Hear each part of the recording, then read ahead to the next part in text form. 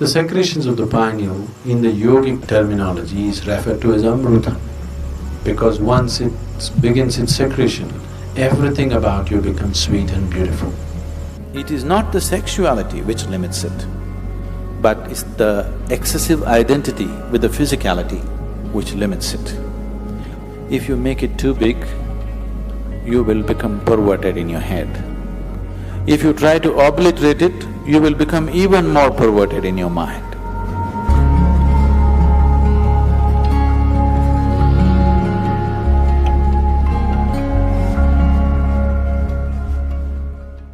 A 92-year-old man went to his doctor for a full medical checkup. The doctor checked him up and he said, "Hey, old boy, for your age you're doing great, everything is just fine with you." But the man asked, "But doctor, what about my sex life?" So the doctor asked, "Thinking about it or dreaming about it?" The more you try not to think about something, the more you will think about it. This is the nature of the mind. So there are many reasons why one indulges in sex. For some, it is just pleasure. For some, it is a way of building this bond and companionship. Otherwise, people feel they're going away from each other. They may be just fine, but a lot of people, it is psyched in their mind that if they're not sexually involved, they're actually moving away. Not true. You can be very close to somebody and need not be involved in any physical manner, isn't it? But societies are psyching, especially in this part of the world, people are hugely psyched. If there's no sexuality, you don't really have a relationship. In fact, the word relationship, it took me some time to understand that here, if you say a relationship, you're supposed to understand it's sex-based relationship. Nothing else is a relationship.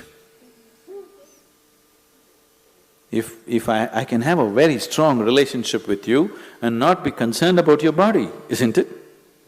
I may not be drawn to your body in any way, but I can have a very powerful relationship with you. But all those possibilities are completely discounted. A relationship means you must be in some way physically involved, man, woman, or man, woman, woman, whatever you like. Essentially, it's body-based. What kind of body is individual choices, but essentially it is body-based. This has happened because somewhere our identification in the body has gone beyond normal levels of identity. It is excessive identification with the body. That is why body-based relationships have become the crux of the society.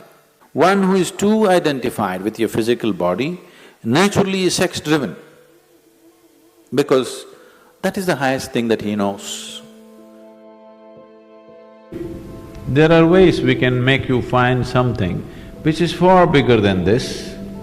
Once you taste something better, I don't have to tell you, give this up or give that up, it'll anyway fall off, isn't it? There are ways to do certain sadhana which is more intense than sexuality, which is more ecstatic than sexuality.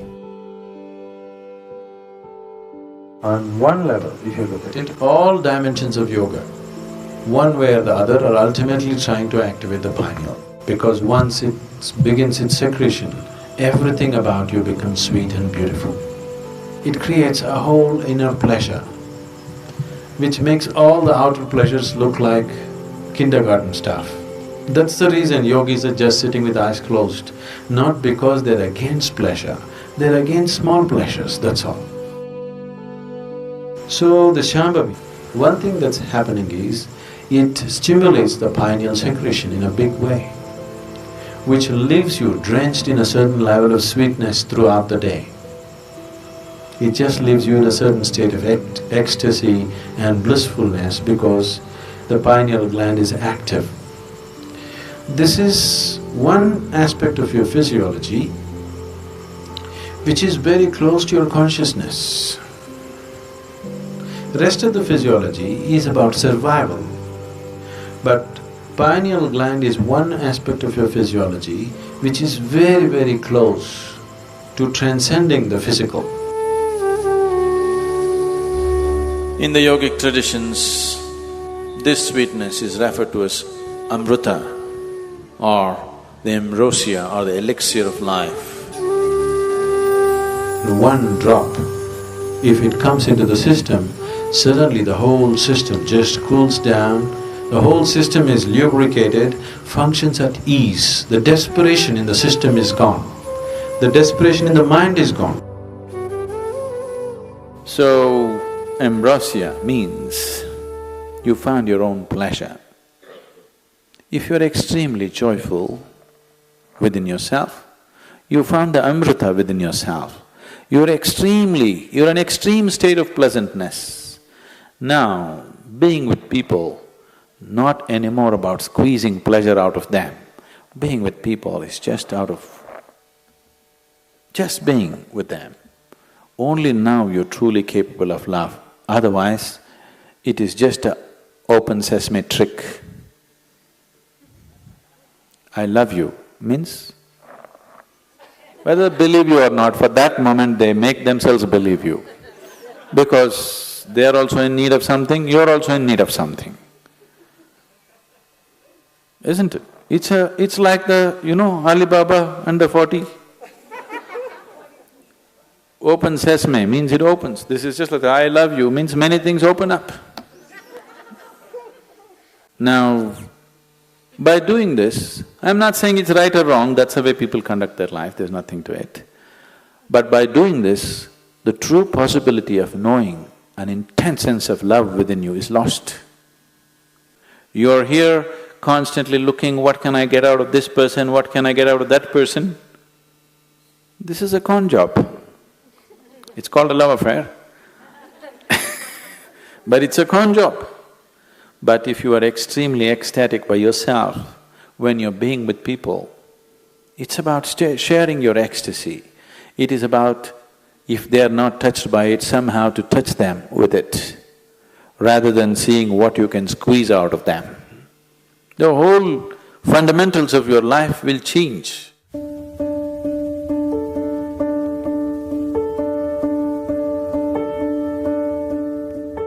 Yes and no. In the sense, it is not the sexuality which limits it, but it's the excessive identity with the physicality which limits it. So, it is not sexuality per se which becomes the barrier, but the attachment it creates to the physicality which definitely becomes the barrier. This question is coming from a certain amount of bits and pieces, the gossip that you have heard about how you could assimilate your own semen and raise it up to your higher possibility. Yes, it is true. At the same time, it is not because of abstinence that one does it, it is because of internalizing your energies that you do it. It is not simply that somebody is abstaining from sex and suddenly his energies are all organized and it's going up. It's not true. If your energies get organized and begin to move up, the need for sexuality may evaporate for you, but it doesn't leave you incapable. It doesn't leave you impotent, but the need is gone. It is just no more a compulsive thing. And it is not just this one thing, all compulsiveness is lost. Essentially, most of the sexuality that's happening on the planet is happening because of a certain compulsiveness, isn't it? It's a compulsive drive. When you become conscious, when all compulsiveness disappears, this also disappears. It is just that because people are so body-oriented, they're always thinking spirituality versus sexuality. They're not connected. They are not connected. One is of the body, another is of a different dimension. It is simply because people are so… because religions of the world, moral schools and the ethical schools have been always speaking against it, it has become such a big issue in people's minds. They think the only way to know something beyond is, you must be away from this. Because somewhere you're not able to accept the simple biology of a human being, which is the tragedy, that you cannot accept the simple biology. You either have to celebrate it or you have to push it down the drain. Both are not needed. You can look at it for the limitation that it is and for the possibility that it is. So, if because of the impurity of sex, your spirituality is going to get disturbed, I want you to know that your very birth is impure. When you come from such an impure birth, where is the possibility for you? There is no possibility for you. Only if you fell from somewhere else, if the stoke dropped you, there is some possibility of you becoming spiritual. If your mother had a normal birth, you have no possibility.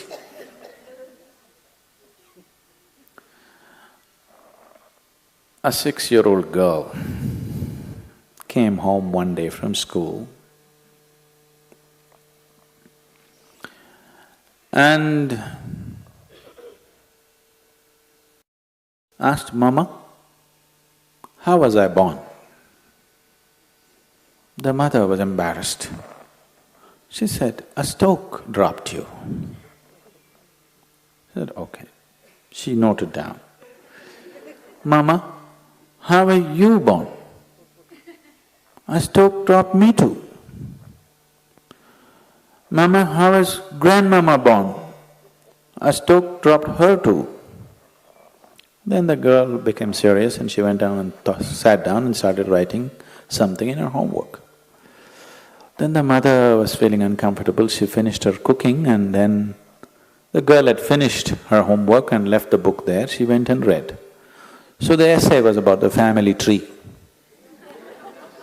So the girl had written, "For 3 generations in my family, nobody had a natural birth."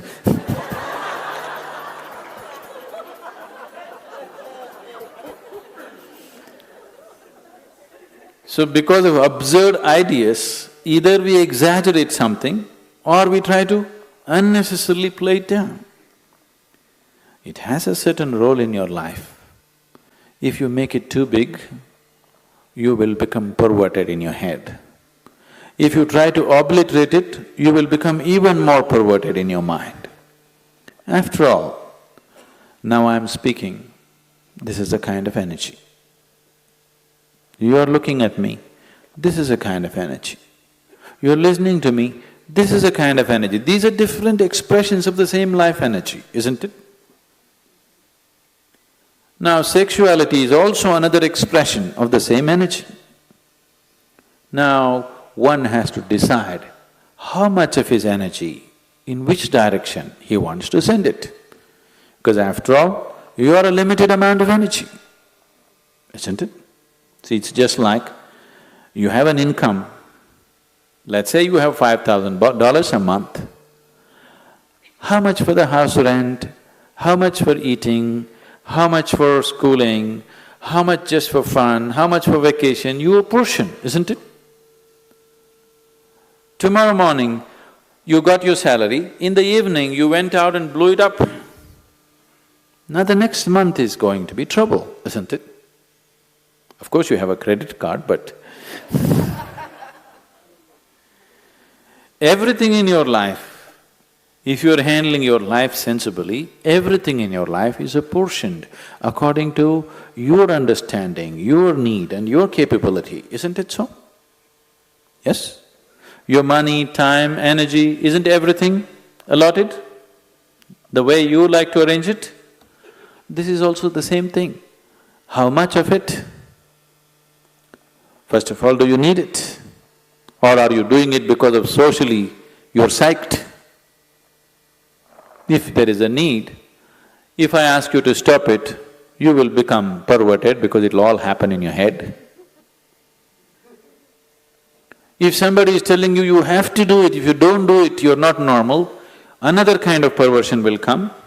Both are not needed. After all, you are not going after a man or woman, you are going after a certain level of pleasantness.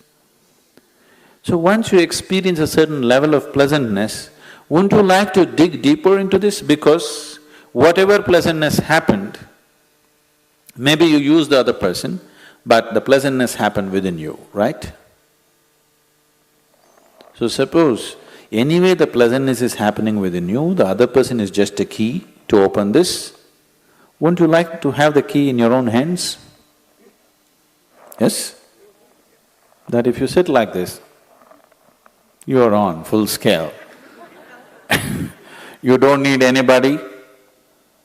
No, see, anything in your life, either for pleasure, money, love, this, that, it doesn't matter what, for whatever, the moment you become dependent on another person, nobody on this planet is truly reliable, isn't it? I keep hearing these complaints all over. Some people, generally women, keep complaining their husbands are excessively physical. Some woman constantly complaining, he doesn't lay a finger upon me. Whatever happens, it's a problem, because it'll never happen exactly the way you want it. As long as another person is involved, nothing will ever happen 100% the way you want it, isn't it so? Yes or no? It never will. It doesn't matter if you get married to your god, it still won't happen. As long as your way of being, your sense of pleasure and joy is dependent on another person, you will always have a complaint. Doesn't matter how wonderful the other person is. So in this context, people might have talked about celibacy because they said, take some time off. Because to extract pleasure out of somebody, you have to play any number of tricks. It doesn't happen simply. This is called as courting.